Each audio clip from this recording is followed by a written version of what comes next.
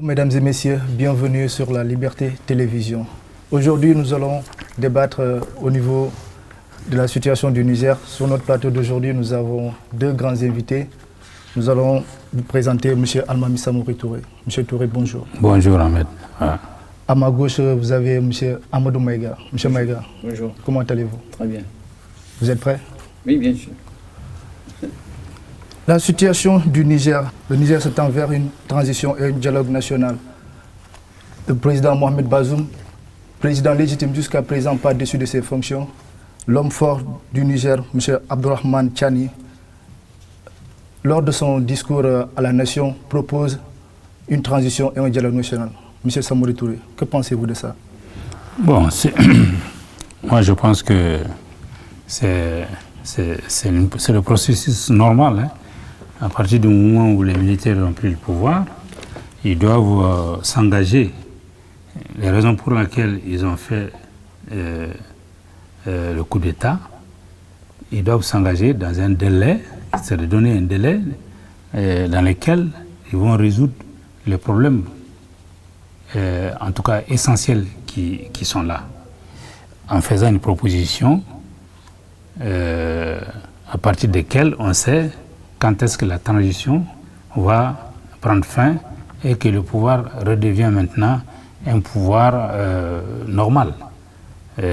Aujourd'hui, ils se sont engagés qu'au bout de 3 ans, ils vont rendre le pouvoir, qu'ils ne sont pas là pour s'éternir au pouvoir. Ce qui est tout à fait normal, c'est de ce que tout leur soutien attendait, à ce qu'au moins ils commencent vraiment à dire quelque chose, mettre un processus en place et étape par étape arriver à la fin de ce processus. Naturellement, je pense qu'ils ont parlé du dialogue national pour que les partis politiques, la société civile et toutes les couches de la nation nigérienne puissent y participer et se mettre d'accord sur quelque chose, mettre maintenant une délégation législative aussi au Mali, ici on appelle la CNT, en place, qui peut valider certaines décisions qu'ils vont avoir à prendre pour accompagner la transition.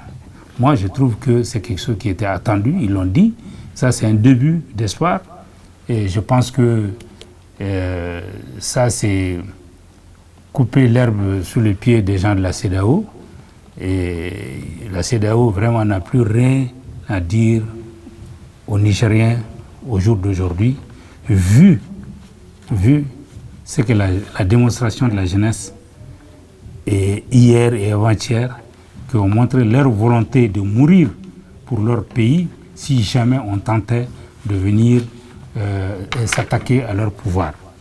Donc par conséquent, je pense que les généraux qui sont là-bas aujourd'hui et qui sont au pouvoir ont réellement le droit d'avancer et puis l'obligation même d'avancer pour que l'attente de la jeunesse, l'attente de la population puisse vraiment être satisfaite. Par conséquent, pour vous répondre, je pense que c'est tout à fait logique qu'ils commencent à faire un pas vers la transition. Monsieur Amadou Maïga, le Niger s'étend vers une transition et un dialogue national. Que pensez-vous de cette annonce? Oui, le Niger, mais avant de prononcer tout ça, il faudrait même que la situation soit normale, qu'on sache, à ma connaissance, la dernière délégation selon les principes de la CEDEAO a quitté là-bas avant-hier. Et c'est quand la délégation a quitté que le chef des putschistes a fait sa déclaration, a dit c'est pour 3 ans, alors que entre eux et la CEDEAO, rien n'est clair. Et chose encore plus importante, on n'a pas dit sur quoi est basé ça, parce que le président déchu, légalement, qui est élu, qui a le mandat, c'est son mandat qu'on a écouté, n'a pas encore démissionné. Et quand on prend les trucs juridiquement, je ne suis pas un juriste, mais tant que lui n'a pas démissionné, on l'a enlevé par force, d'accord, mais jusque-là, il n'a pas démissionné, et c'est lui qui a le mandat du peuple. Alors, comment est-ce que ça va se passer juridiquement? C'est vrai, il a fait sa déclaration, il a dit qu'ils sont là pour 3 ans, il a dit qu'il y aura un dialogue national inclusif, il a dit tout ça, mais le plus important, c'est le président qui est élu, qu'ils ont dessus, qui n'a pas encore démissionné. D'accord, si je vous comprends bien, cette annonce, c'est comme si la junte essayait de mettre en écart la CEDEAO pour qu'ils ne se mêlent pas de la Oui, gestion. mais la junte ne pourra pas mettre en écart la CEDEAO. La junte fait partie de la CEDEAO. S'il n'y avait pas eu coup d'État, la CEDEAO n'allait pas intervenir. S'il n'y a pas eu coup d'État, il n'y aura pas tout ça. Mais quand il y a eu coup d'État, ça veut dire qu'il y a eu effraction de l'ordre normal, constitutionnel qui est là, par force. En ce moment, la CEDEAO intervient pour concilier. C'est ça aussi. Il ne faut pas qu'on voit la CEDEAO en va-t-en-guerre ou bien la CEDEAO. Non, la CEDEAO ne s'immixe pas. Ça, c'est les missions que les États même membres ont conçues et qu'on donnait à la CEDEAO. La CEDEAO ne fait qu'appliquer. La CEDEAO ne s'ingère pas. Puisqu'on sait que le coup d'État, là, il est proscrit à tous les niveaux, même au niveau des Nations Unies. C'est interdit. Au niveau de l'Union africaine, c'est interdit. Au niveau de la CEDEAO, même au niveau des pays, dans les constitutions, si vous prenez. Donc, quand il y a un coup d'État, si la CEDEAO cherche à rapprocher les positions, c'est normal. Mais ceux qui sont pour le coup d'État, n'accepteront pas ça. On ne voit pas ça d'un vrai œil. Mais quand tu es du pays, tu vois ce qui se passe, mais tu te mets à la place de la CEDEAO qui doit organiser. C'est normal que la CEDEAO intervienne. Mais c'est vrai, le général, il a fait son discours. Il a dit, maintenant, dans un mois, les forces vivent pour se retrouver dans un dialogue national inclusif. Il a dit tout ça.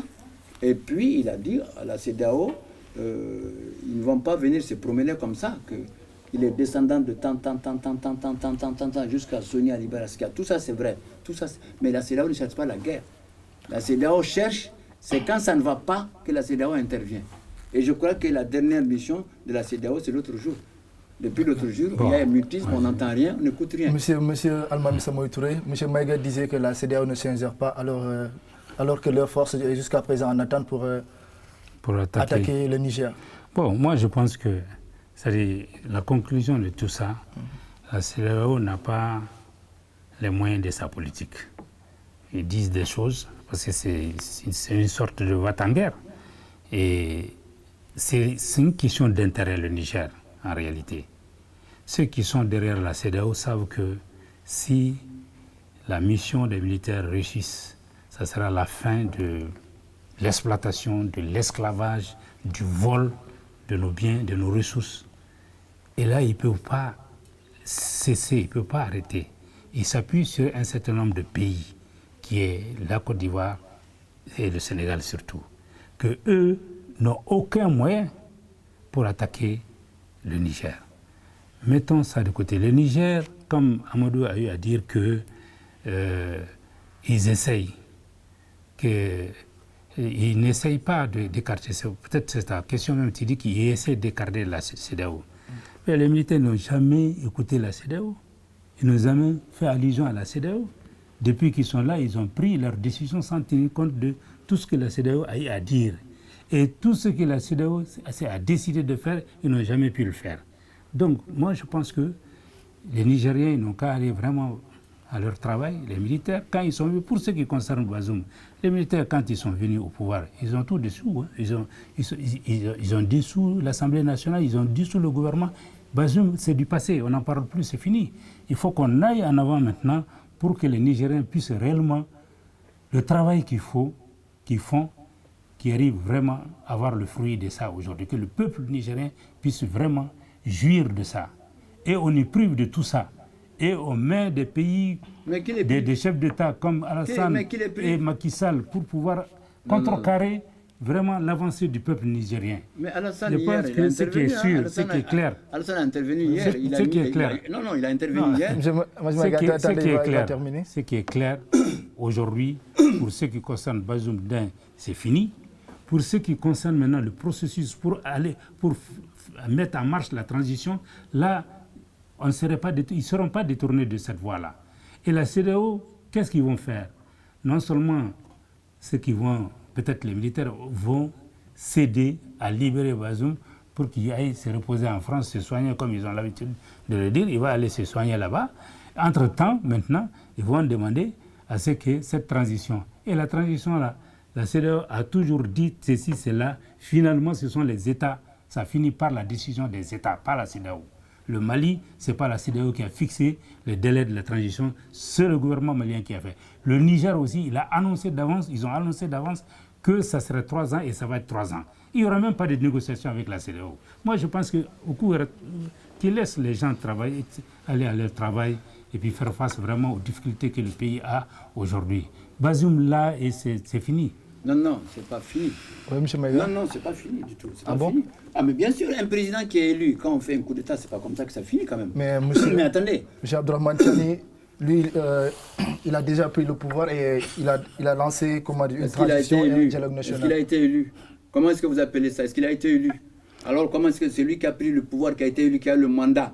Et c'est lui qui a fait un coup d'État, qui est le plus légal? Mais Mohamed Bazoum, le président... qui est le plus légal? Tu sais, moi je pense que, Amadou réfléchit en même temps que la CEDEAO. Je suis en train de t'expliquer... Lui, il n'arrive pas à comprendre que la CEDEAO a été lâchée par tout le monde. La CEDEAO a été lâchée par l'Union africaine. D'accord, continue. La CEDEAO ne peut pas être lâchée. La CEDEAO n'a pas besoin du cutis de l'Union africaine, même des Nations unies. La CEDEAO est une structure sous-régionale organisée qui a déjà intervenu. Ils sont en train d'être humiliés. Ils sont en train d'être humiliés. Et la CEDEAO, même pour les pays qui ont fait les coups d'État avant le Niger, c'est la clémence. Ils sont allés voir. Quelle clémence? La preuve, c'est que chez nous même au Mali, mais la transition là, ça a eu la caution de la CEDEAO. Ils sont allés voir la CEDEAO 2 fois. Ils ont signé 2 fois. C'est pourquoi Alassane a dit à un moment donné, au lieu de s'en prendre, pourquoi on les coups d'État? Maintenant, c'est le Niger. Le Niger est en train encore de négocier avec la CEDEAO. Demain, c'est la Côte d'Ivoire. Après, demain, c'est le Sénégal. Parce que le problème, c'est que nous, en Afrique, et surtout en Afrique de l'Ouest, moi je connais tous les pays de l'Afrique, surtout en Afrique de l'Ouest, on met des organisations et après quand on effraie comme le coup d'État, alors on trouve la manière de faire sortir les gens, mais ces gens-là qui sont en train de sortir au Niger, moi je suis de Gawa, je connais Niamey, j'ai grandi à Niamey. C'est-à-dire que beaucoup ont cherché à être militaires il y a longtemps, on n'a même pas accepté leur dossier. Mais maintenant, on fait le populisme pour que tout le monde sorte. Mais la CEDEAO ne fait pas la guerre contre le Niger, non. Mais c'est ce qu'on fait croire. Quand on fait croire à ça, tout le monde va sortir. La CEDEAO, c'est parce que la CEDEAO est une organisation qui a des règles et des principes. Alors, ça dépend. Quand tu fais un coup d'État, le pays il est suspendu d'office. Tout le monde le sait. Ça fait partie des principes de la CEDEAO. Ce n'est pas de la méchanceté. Quand tu vas loin, on te fait embargo. La CEDEAO, là. Non. Ça ne serait pas, quand ils viennent au Niger, ça ne serait pas une promenade de santé. D'accord, tu le sais. Mais la CEDEAO n'attaque pas le Niger, non. La CEDEAO attaque. C'est des trucs ciblés, ça, c'est pas ceux le qui ont Niger. Fait le coup d'État. Mais ça, c'est pas la population. Ah bon? C'est eux. Non, mais est-ce que si on a fait le coup d'État, j'ai écouté le président Alassane, si le coup d'État, s'il n'y avait pas eu coup d'État, est-ce qu'il y aura tout ça? Mais ça veut rien dire. Mais si. Mais ils sont chez eux, c'est leur pays, non? Non, le coup d'État, non, c'est pas la Côte d'Ivoire. C'est pas son pays.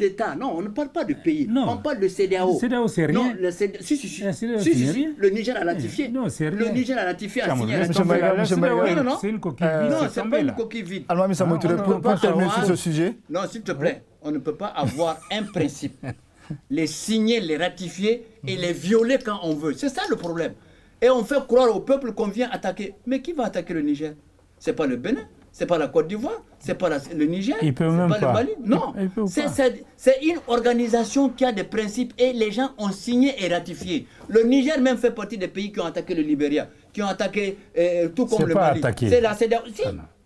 On a délogé même, le dernier c'est Yaya Jammeh, en Guinée-Bissau. On parle en Gambie. Mais ça c'est les principes de la CEDEAO. Mais pourquoi, même si on accorde des circonstances atténuantes, pourquoi on ne veut pas reconnaître ça? C'est-à-dire quand c'est bon de ton côté, c'est la CEDEAO bien. Quand la CEDEAO veut sanctionner, la CEDEAO n'est pas bien. Mais non, il faut respecter les règles. Si tu veux être président là, il faut te présenter aux élections. C'est aussi simple que ça. Mais pourquoi le peuple a élu Touré et moi je viens, j'enlève Touré parce que j'ai le fusil? Où est le mandat? Mais il n'a pas démissionné, Bazoum n'a pas démissionné encore. Hein. On n'a pas vu la démission. Vous comprenez la colère de la population nigérienne parce qu'il voit que M. Bazoum il a été élu légalement, mais il n'arrive pas à être, comment je pourrais dire même, mais il faut dénoncer. Respecter ce que les engagements qu'il a tenus. Mais s'il n'arrive pas, mais ça dépend des moyens. Est-ce qu'il a les moyens? C'est pas au Niger seulement. Il y a beaucoup de présidents qui disent, beaucoup de politiciens. Moi je pense que le débat ne va pas être cantonné à ça. Le Niger. Attendez. Non, ne me coupe pas la parole sur Touré. D'accord, terminé. Il n'a pas fini. D'accord, terminé. Bazoum là, c'est toi qui le dis, c'est moi qui le dis, c'est Touré. Mais où est la preuve? Et même s'il n'a pas les moyens de faire ce qu'il a promis, tous les politiciens, c'est comme ça. La campagne va commencer chez nous bientôt, tu vas voir. Beaucoup de politiciens vont te promettre, je vais faire ceci, je vais faire ceci, mais quand il vient au pouvoir, là, il va se rendre de l'évidence. Tout ce qu'il a dit, il ne peut pas faire. Ça, c'est la politique. Maintenant, pour terminer sur ce sujet. Voilà, pour terminer, ce que moi je voudrais dire, il faut que nous soyons sérieux. Ces militaires, ces jeunes militaires qui ont eu le courage de prendre le pouvoir parce qu'ils ont vu que réellement on souffre. Nous souffrons de la colonisation, de ce qui reste de la colonisation, qui est vraiment quelque chose de très caché et qui fait en sorte que nos pays ne peuvent pas avancer. Sur le plan sécuritaire, sur le plan militaire et sur le plan de l'économie, et comme on dit, qui lèvent leurs genoux de notre cou, de nos coups, les Français là, qui lèvent leurs genoux de nos coups. Et nos jeunes militaires qui ont eu le courage, qui ont mis leur vie en danger pour permettre aujourd'hui à nos pays de pouvoir se développer avec leurs ressources naturelles, je pense que nous devons les accompagner, les encourager de manière à ce que le processus qui est en place, qui puisse vraiment l'acheminer à bon port. Une autre chose qui est là, je pense que c'est des bonnes guerres. La France a ses alliés ici.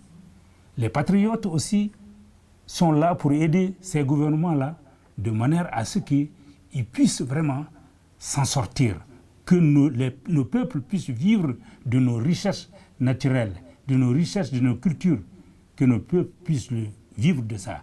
Et que quand ils vendent ça à l'extérieur, que l'argent leur revienne pour pouvoir satisfaire le développement de notre pays. Moi, je pense que tout le combat, c'est à ce niveau-là. La France ne veut jamais, ne voudra jamais ce que ces militaires veulent avoir, l'accepter de vivre. Puisque la France a été lâchée par les États-Unis qui disent « nous ne voulons pas de guerre ». Ils ont été lâchés par l'Union africaine « nous ne voulons pas de guerre ». Moi, je ne sais pas sur quelle légitimité ils vont se baser pour aller prendre. C'est que le général dit que ça ne sera pas une promenade de santé, c'est vrai. Et ils pensent qu'on vient, on descend de l'aéroport, tapis rouge, on va aller, on prend Bazoum, on l'amène. Non, ils vont mettre ces jeunes militaires qu'ils vont envoyer dans la boucherie. Ils vont mourir sur place là-bas parce que le peuple nigérien est là, l'armée nigérienne est là, les amis du Niger sont là pour sauvegarder l'intégrité territoriale de ce pays-là. Moi, je pense que eux, ils savent, la CEDEAO savent qu'ils ne pourront jamais délosier les militaires pour mettre Bazoum à la place. Mais ils ont la bouche, ils peuvent parler, on ne peut pas les empêcher de le faire. Mais ça ne serait jamais fait. Bien. Merci, M. Alma. M. Maïga, nous allons changer de sujet. Ah non, monsieur, on va finir avec ça. Non, nous allons changer de sujet. Nous allons revenir sur les Niger les prochaines. Non, ça avant de finir. Nous allons revenir. En fait, il faut que les gens comprennent. C'est lui qui a son programme, tu ne peux pas l'imposer. Mais son conducteur, je suis un invité aussi, j'ai mon mot à dire. D'accord, nous allons revenir sur ça. Nous allons revenir sur ça prochainement, M. Maïga. Il a son conducteur, il faut le laisser l'exécuter. Mais je suis en débat. Oui, mais c'est fini. Nous allons revenir sur le Niger. Les gens comprennent que la CEDEAO n'attaque pas le Niger. Le populisme, il faut laisser tomber. La CEDEAO a ses principes, a ses règles comme un État. D'accord, on est d'accord avec toi, Amadou, c'est bon. Donc on n'est pas en train de faire le combat. Non, le populisme, il faut l'arrêter. Je veux savoir, ces gens-là qui disent qu'il faut... Donc ça veut dire qu'eux, ils cochonnent les coups d'État. Et pourtant, c'est interdit même dans leur constitution. Mais parce qu'en fait, c'est ça. On ne peut pas aimer quelque chose et son contraire. Dans la constitution de tous ces pays, le coup d'État est proscrit, interdit. Même dans la nouvelle, la nôtre. Et ils cautionnent ça. On a déjà entendu ça. Alors, donc, mais si vous avez entendu ça, donc c'est normal. Et la CEDEAO est une structure, on fait un mandat. D'accord, merci M. Amadou Maïga. Nous allons changer de sujet. 3e anniversaire de la chute du régime d'Ibrahim Boubacar Keïta, l'ancien président de la République du Mali. M. Amadou Maïga, quel héritage M. Ibeka a laissé à la population malienne? Quel souvenir de sa politique? La démocratie. Mais tu es en train de parler. La démocratie, quand il y a un coup d'État, Ibeka, de toutes les façons, il a été un président qui est son mandat est écourté. Maintenant, c'est à ceux qui ont écouté son mandat et à ceux qui ont dit qu'il faut demander, c'est à eux qu'il faut demander qu'est-ce qui est fait qui n'était pas là au temps d'Ibeka. Ou bien qu'est-ce qui a manqué au temps d'Ibeka qui est là maintenant. C'est pas à nous, c'est à eux qui ont demandé. C'est le M5, tous ceux qui ont fait ce mouvement-là, tous ceux qui sont sortis pour l'enlever. Parce que lui aussi, il était élu. On a écouté son mandat, d'accord. Il est parti il y a 3 ans. Maintenant, c'est à eux de nous dire, ah, il n'y avait pas ça, aujourd'hui il y a ça. Il n'y avait pas ça, aujourd'hui il y a ça. Il faisait face, il n'était pas difficile, les choses coûtaient moins cher, et aujourd'hui, les plus cher, aujourd'hui c'est moins cher. Et il est facile de partir, c'est ça.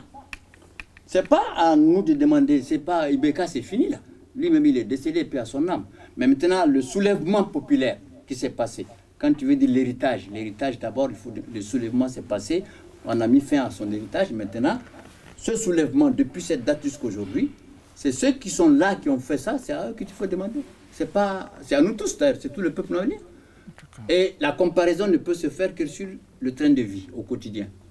Est-ce qu'au temps d'Ibeka, la vie coûte plus facile qu'aujourd'hui? Est-ce qu'aujourd'hui, la vie coûte plus cher que ce temps-là? Et tout ça rime à quoi? Que ce soit Ibeka, que ce soit aujourd'hui, que ce soit demain. Et comme Touré l'a dit, tu m'as retiré la parole. Et que ce soit les coups d'État et autres là. Le problème au Mali, en Afrique en général, et surtout au Mali, que ce soit au temps d'Ibeka, maintenant et même après, c'est l'homme malien. C'est l'homme malien. Mais l'homme malien voit la vérité. Si ça ne l'arrange pas, il dit que c'est faux. C'est le mensonge qui est vrai. Et il voit le mensonge, si ça l'arrange, il dit oui, c'est le mensonge là qui est vérité. C'est ça le problème au Mali. Même pas héritage d'Ibeka. Même les problèmes que nous vivons, même tout ce que Touré est en train de mettre en exergue, parce que lui et moi, on ne peut pas s'entendre sur ce qu'il dit. Nous respectons les principes, nous respectons les conventions, les clauses, parce que quand tu signes chez nous, au Mali, il y a des valeurs. Quand tu signes, tu vas mourir sur la signature, tu vas respecter. Mais Bazoum n'a pas signé encore. Donc eux, là, ils sont pressés pour que Bazoum parte. Donc, pour moi, le problème d'héritage d'Ibeka, c'est tout le Mali. Ibeka, c'est tout le Mali, c'est pas toi, c'est pas moi, c'est pas les auditeurs. Mais moi, je mets tout ça dans la balance de l'homme malien. Pour moi, toutes les difficultés, mais c'est pas le problème d'Ibeka. Aujourd'hui, les partis politiques et le ministère de l'administration territoriale se sont rencontrés l'autre jour. Aujourd'hui, on peut parler du chronogramme. Nous allons revenir sur le Nous allons revenir sur ça. Donc, pour moi, l'héritage malien, l'héritage d'Ibeka, c'est le malien. Le malien, il n'a qu'à changer. D'accord, merci M. Maïga. M. Almami Samaritouré, oui. 3e anniversaire de la chute du régime d'Ibeka. Quelle analyse faites-vous de sa politique, de l'héritage qu'il a laissé à la population malienne? Bon, quand on parle de l'héritage, c'est après vraiment qu'on fouille, on voit ce qu'il a laissé comme héritage. Ce qu'il a laissé comme héritage, c'est le détournement de fonds, c'est la corruption,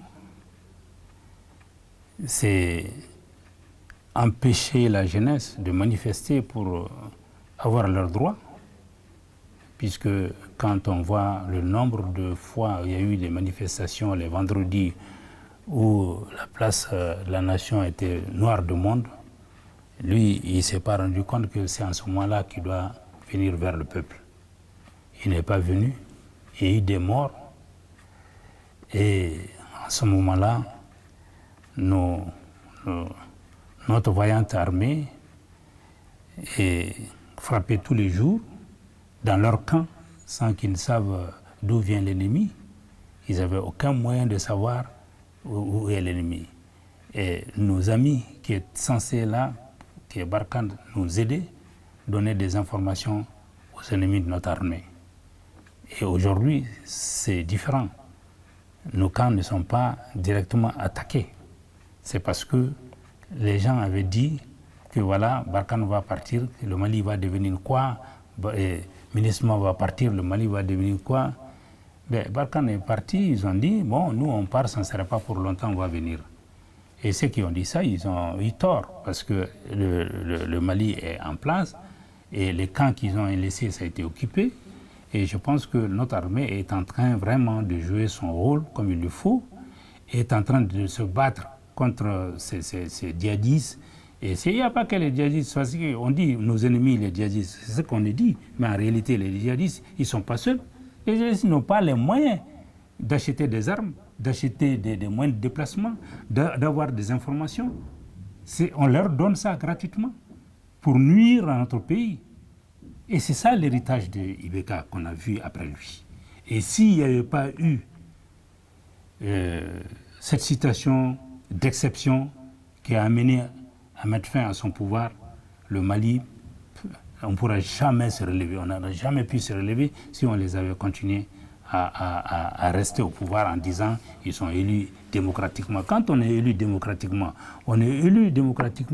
pour faire face aux besoins de la nation. Pour que la nation, c'est-à-dire qu'on fait prêter serment pour mourir pour la nation, de manière à ce que ce pays ne tombe jamais bas. Mais quand on vit même les avions présidentiels, il y a eu des détournements là-dessus, des détournements à tous les niveaux de haut jusqu'en bas. Donc cet héritage, on ne dit même pas héritage, c'est ce qu'on a découvert et qu'on a mis fin à ça et qu'on est en train non seulement combattre contre ça, mais aller combattre contre les ennemis sur le plan militaire. Et sur le plan de l'économie, les gens qui sont en train de saboter notre économie, de faire en sorte qu'il y a pénurie de tel ou tel truc pour qu'on dise, voilà, c'est normalement et naturellement, un commerçant qu'on lui donne la possibilité de faire venir 100 000 tonnes, 200 000 tonnes, 300 000 tonnes, s'il fait rétention et que la population n'a pas, ce produit va augmenter. Ça, c'est logique. Mais tout le monde n'est pas patriote. Tout le monde n'est pas patriote. Et c'est ça, ce sont ces problèmes-là qui sont là. Et je pense que avec la grâce de Dieu, nos jeunes pourront vraiment atteindre leur objectif, qui est d'organiser ces élections-là, faire partir nos ennemis qui sont en train de nous bloquer, avoir notre souveraineté militaire, financière, monétaire, pour que nous soyons enfin un pays libre, un peuple libre, profiter de nos richesses pour pouvoir nous développer, que nos jeunes qui quittent l'école puissent avoir le travail, qu'ils puissent travailler, qu'ils ne soient pas au chômage, et que nous puissions peut-être demain arriver au même temps que le président Modibo Keïta, où il y avait le plein emploi. Tu sortais de l'école, tu es inscrit et tu vas travailler.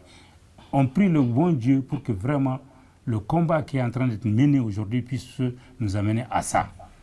Merci, M. Almami Samori Touré. M. Maïga, nous allons changer de sujet. Je vais revenir vers vous. Nous allons parler de la transition au Mali ici. La transition pourra-t-elle respecter le chronogramme? Je commence par vous, M. Maïga. Moi, je ne suis pas un politicien. Je constate que quand je vais essayer de freiner, vous me bloquez par rapport à Touré. D'accord, je vous laisse la parole. Non, de toute façon, je parle, je dis ce que j'ai à dire. D'accord, merci. À l'entendre écouter, je me rends compte qu'il n'est pas informé de la situation réelle du Mali. Je me rends compte qu'il n'est au courant que de ce qui se passe à Bamako, ou peut-être de la commune où il est. Je me rends compte.